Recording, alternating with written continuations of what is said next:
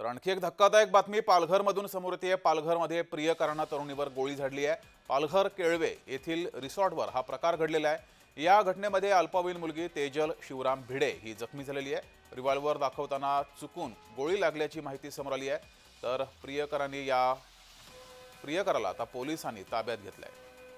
केळवे येथील एका रिसॉर्टवर हा प्रकार घडलेला आहे। रिव्हॉल्वर दाखवताना चुकून गोळी लागल्याची माहिती समोर आली आहे। मात्र यामध्ये तेजल ही जखमी झाली आहे। दरम्यान या प्रियकराला पोलिसांनी ताब्यात घेतलंय।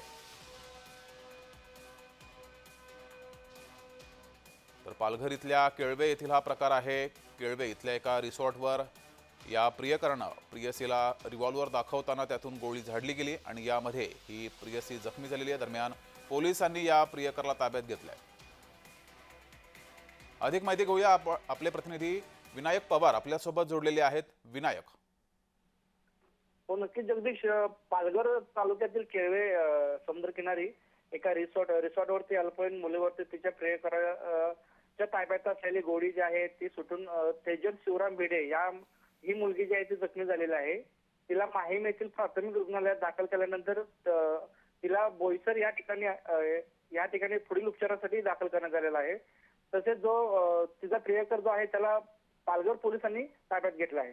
जगदीश, दरम्यान विनायक, पोलिसांचा या प्रकरणी तपास कसा सुरू आहे हे कारण पोलिसांना पटलंय की आणखी वेगवेगळ्या अँगलनी तपास सुरू आहे? पोलीस अधीक्षक देशमुख यांच्याकडून जी माहिती मिळाली त्याप्रमाणे त्या मुलाचा जो आरोपी आहे त्याच्याकडून गावठी कट्टा आहे तो हस्तगत करण्यात आलेला आहे। मुलगा ताब्यात घेऊन पुढील चौकशी जी आहे ती सुरू केलेली आहे, पोलिसांनी सांगण्यात आलेलं आहे। धन्यवाद विनायक दिलेल्या माहितीबद्दल।